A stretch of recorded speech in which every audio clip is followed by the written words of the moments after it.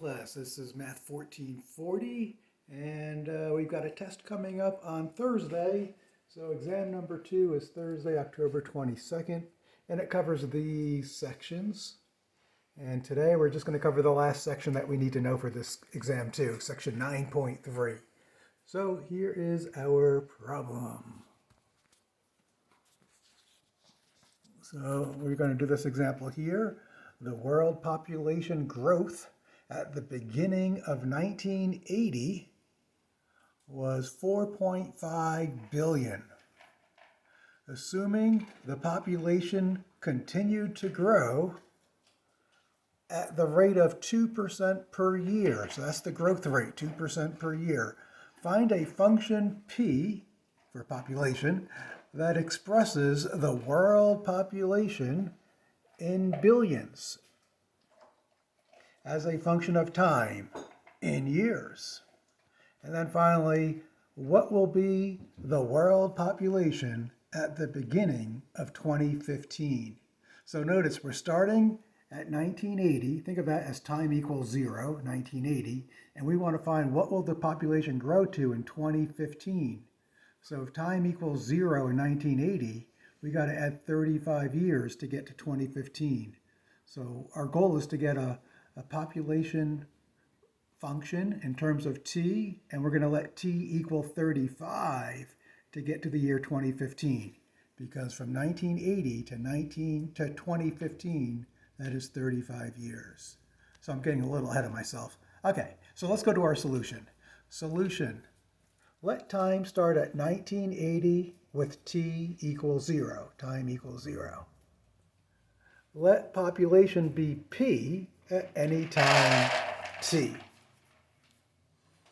Okay, and now here's our growth model using it's a differential equation. So the growth rate, dp dt, the rate of growth with respect to time, is equal to the growth constant, 2% as a decimal is 0.02, times p. So that's one of our growth models in the section. So dp dt is equal to 0.2 times p, 0.02 p. Okay, and now our goal is to separate the variables, and then we're going to integrate, and ultimately I want to get a function p with respect to time. So to separate the variables, I'm going to divide by p. So I want to divide both sides by p, so that way I'll have dp over p, and then multiply both sides by dt. And when we do that, let's see what we have here. So we're going to separate the variables to get, and here it is. From this equation, we separated the variables to get this equivalent equation. Now that we have the variables separated, we can integrate each side of the equation because I want p. So next, integrate each side. So the integral of the left side equals the integral of the right side. And then this implies the natural log of p. And you can only take the log of a positive number. That's why we have the bars there. So again, the integral of dp over p is the ln of p. And that's going to equal 0.02 t plus c, because I was integrating the right-hand side with respect to time. So the integral of a constant with respect to t is going to be 0.02 t, and then plus some constant. And then this implies that the absolute value of p is equal to e raised to the 0.02 plus c power. What I did was I just exponentiated both sides. Isn't e to the ln of some argument going to be just that argument? That's a property of inverse functions. And then e to the other side is just going to be e to that side. Okay, and now from here, I'm going to use a property of exponents. So whenever you have a base where the exponent is a sum, so think of this as like e to the a plus b. By a rule of exponents, I can call that e to the a times e to the b. So that's what I did next. E to the a times e to the b. So, and as a check, if you have the same base multiplication, the backwards rule is you can write it as a single base where you add the exponents. Okay, so that's what we have now. And now what I want to do next is e to the c is just some constant. E is a constant and c is a constant. So a constant raised to a constant is going to be some constant. So I'm going to say let c sub 1 equal this constant. So here we are. Let c sub 1 equal e to the c. And now I can replace that.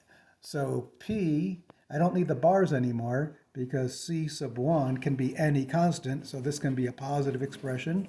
So I don't need the bars. So I put the c sub 1 in front. So it's going to be that factor times e to the 0.02t.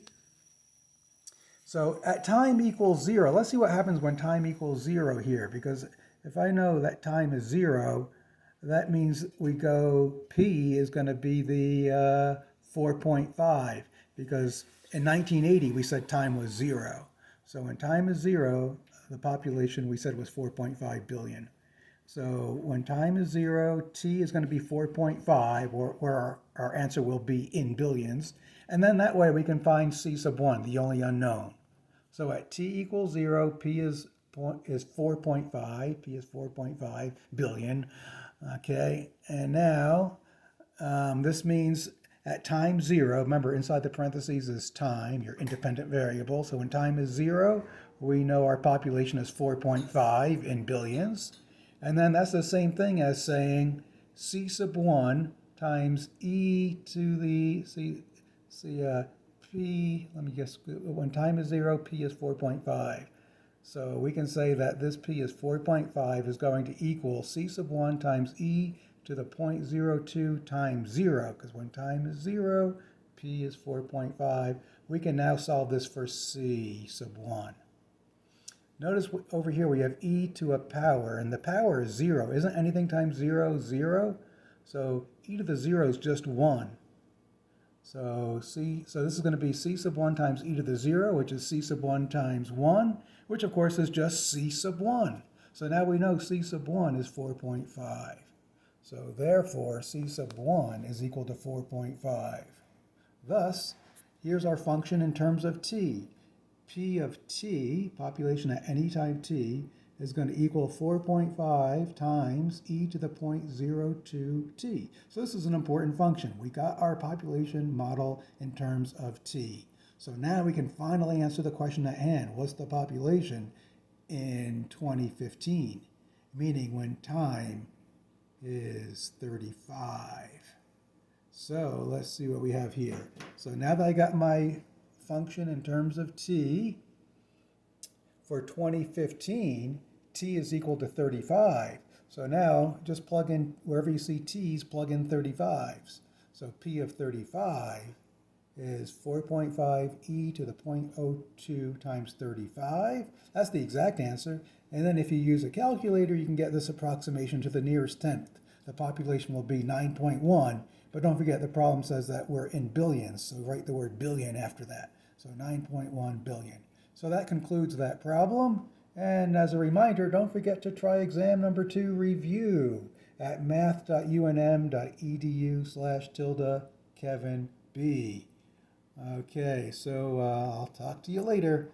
Bye-bye.